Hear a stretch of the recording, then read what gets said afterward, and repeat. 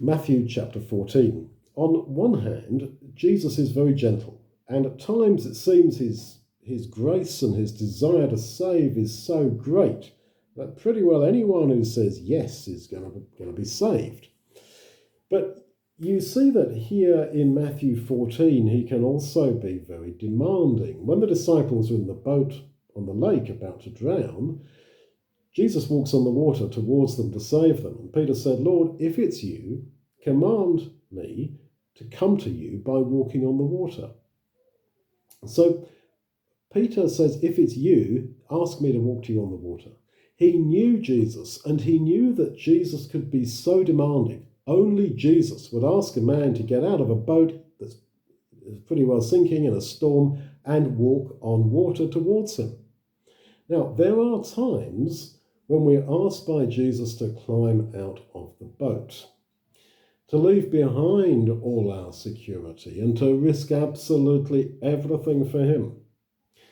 Peter got out of the boat, we're told, and walking upon the water, he came towards Jesus. But when he saw the wind was strong, he was afraid, and beginning to sink, he cries out, saying, "Lord, save me." And immediately Jesus stretched out his hand and took hold of him and said to him, "O you of little faith, why did you doubt?" So Peter walked towards Jesus with his eyes focused on Jesus. But Peter saw the wind. How do you see wind?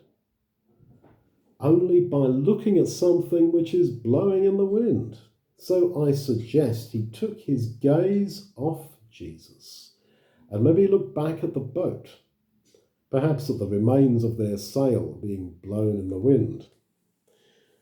The call of Christianity, the call of Jesus to each of us, is to be totally focused upon him as a person.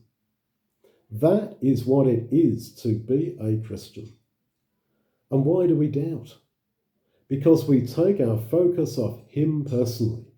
So keep focused upon Jesus. This is the essence of what it is to be a Christian, to have a personal relationship with him.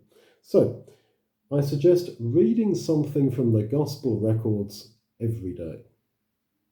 Talk to Jesus. Imagine how he would act or feel or think or speak if he were facing your situation in life.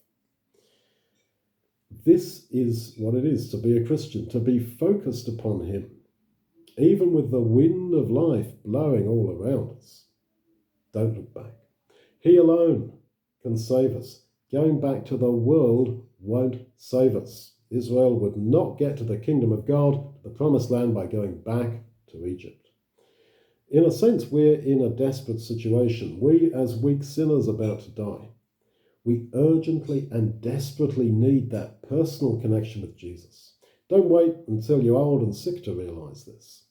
Realize it right now. Get baptized into him if you're not. If you are baptized into him, keep your eyes on Jesus.